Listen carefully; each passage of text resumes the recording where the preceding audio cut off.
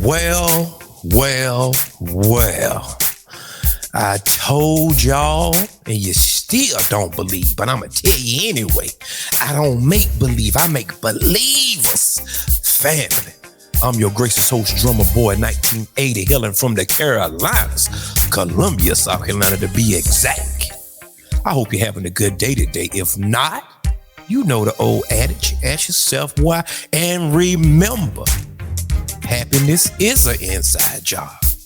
And it will always be an internal affair with family. We back today again with a reaction from none other than the Black Authority, TBA as they call him, Jason Black. And I know a lot of y'all are scared of Jason Black. I'm starting to see that. And that's fine, but I told y'all, as I promised, I am going to highlight his work because his work need to be disseminated amongst the masses.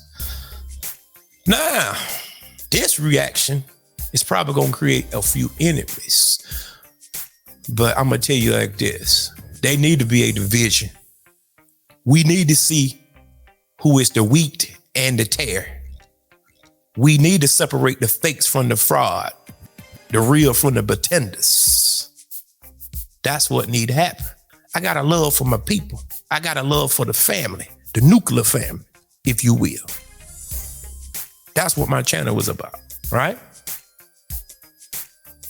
Some people will sell their soul just to rub shoulders with other folks.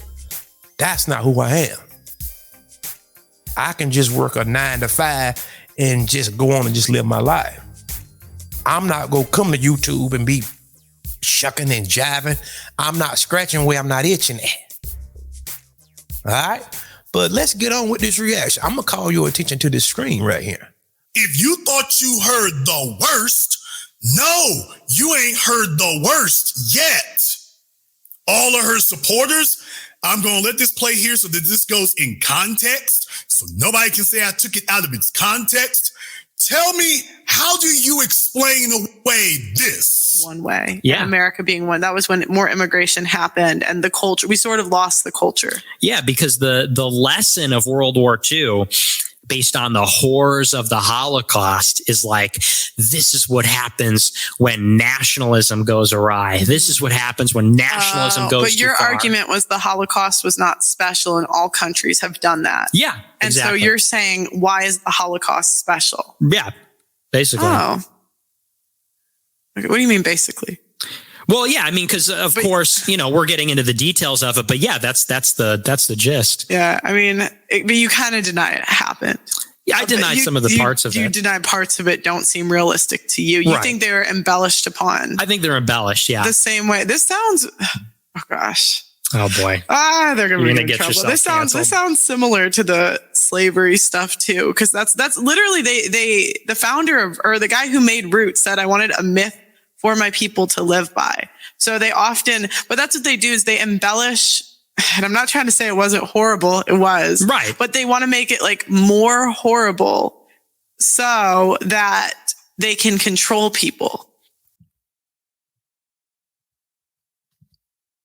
Now, though, that's her in her own words. 2 weeks ago, not 2 months ago, 2 weeks ago. So for those of you at the beginning talking about, well, Jason, what's Israel and Palestine got to do with this? Because they start warming up with that one, with the white people who are not considered to be white enough because they remind them of niggas.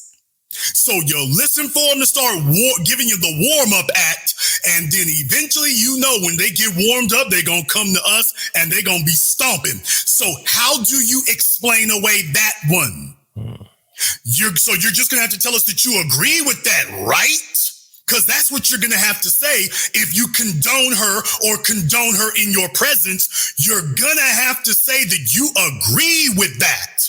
That you agree that she's just got a difference of opinion about slavery, that slavery was exaggerated. Well, did you hear it?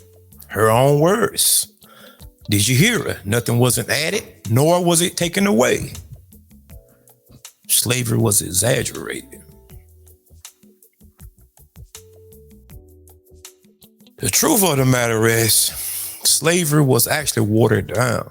Most people don't even attempt of the atrocities and the horrific things that were done to FBAs, Black Americans here from the soil.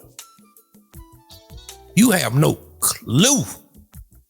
And I can be here until Christmas time naming the things that was done to those people and continue to be done to this day, but it's done in a more sophisticated form. It's done economically, amongst other things. You understand? Now, I'm going to approach it like this here. Just Pearly Things. I noticed some things a while back. You know, I'm sitting there just looking, listening, and I noticed when she came onto the scene, people automatically start giving her the keys to the car all of a sudden. And I did a video about this about a year ago, probably. Go back into my archives and look it up. Make me out to be a liar. It's not that people can't collaborate with her, but whenever you deal with certain demographics, they don't want to collaborate with you. They are collaborating with you in order to get their numbers up. And then at that point, they are looking to take over. And many of y'all can't even fathom such a simple concept that she was building up her numbers and hiding her claws and her fangs. She kept them concealed as long as she could.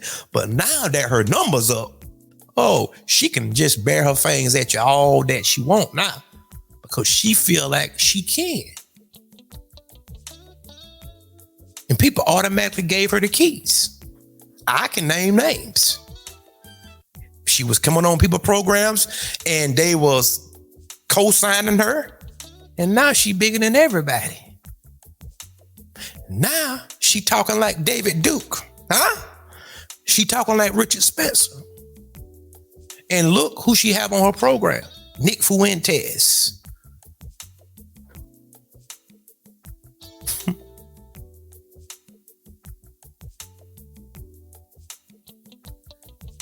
People just don't understand the game, what these people run on them. They do it on YouTube. They do it in the music industry. They do it across the whole spectrum. 6ix9ine did the same thing. Got built up. Everybody was protecting her. Then when everything hit the fan, guess what? Everybody went to jail. Huh? Except him. Huh? Mark Wahlberg did the same thing. For y'all that didn't know, Mark Wahlberg, yes. Born Identity, Mark Wahlberg, he was a rapper at first. Yo. Everybody bigged him up. And whenever he got his weight up, he switched. Sounded just like David Duke now. Machine Gun Kelly did the same thing. Pink. Do anybody remember Pink? Started off with R&B. Everybody, oh, she sound good. She can sing. Oh, my. Oh, boy, she got soul. When she got her weight up, switch.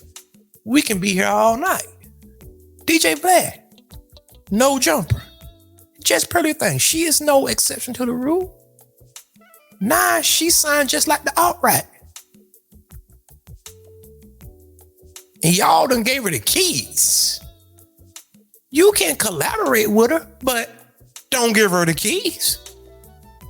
And if I ever was to be on a platform with her, and you don't have to be nasty with it, you know, I would be very diplomatic with her. The first thing that I would do is ask the Pearl, I got a question for you. I seen you do an interview with Nick Fuentes or what have you, right? What do you mean by slavery was exaggerated? What exactly do you mean by that? Because I'm not desperate for nothing. I'm not that desperate for no money. I'm not that desperate to rub shoulders. I'm not that desperate to get a pat on the head from nobody. And now y'all seeing I remember some sisters was on the Lil Peep show having a gripe with her. Rightfully so. And I made a video about that then. I said, I do understand. You will not find no black woman going on an all-white panel telling white people about themselves. It's not going to happen. But how is it so easy and so convenient for a white woman or either a white man to come in, get on the panel, blow up bigger than everybody co-signing, and then he turn around and sound like Jared Taylor or Richard Spencer? They've been doing this for so many years and y'all so stupid. Do anybody remember that guy from Florence, South Carolina? I believe his name was DJ Pope. This guy slept with over like 500 or 600 black women. And he was one of these cool people like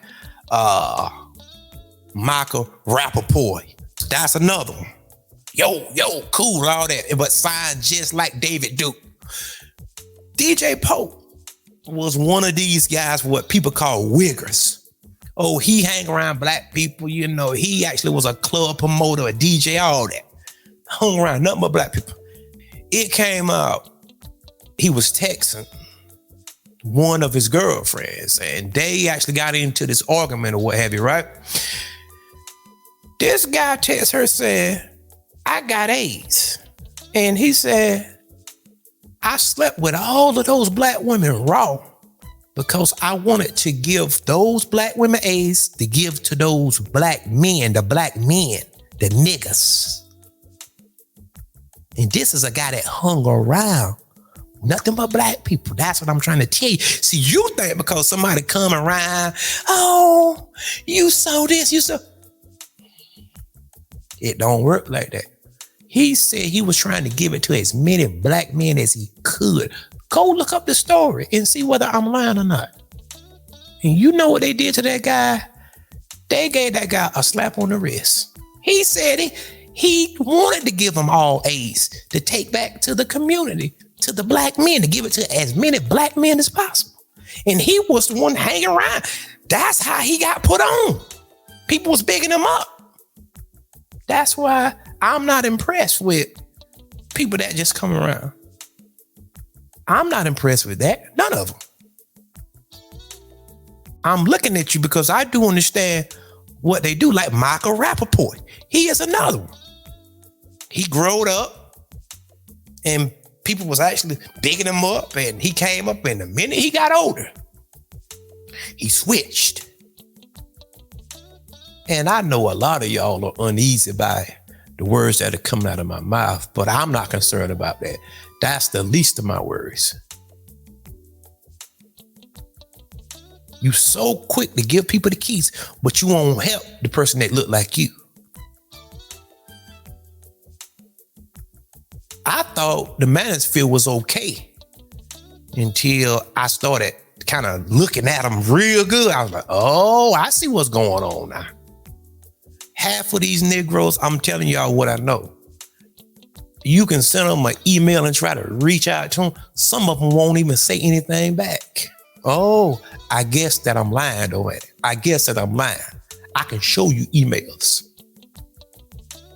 A lot of them won't even say anything back.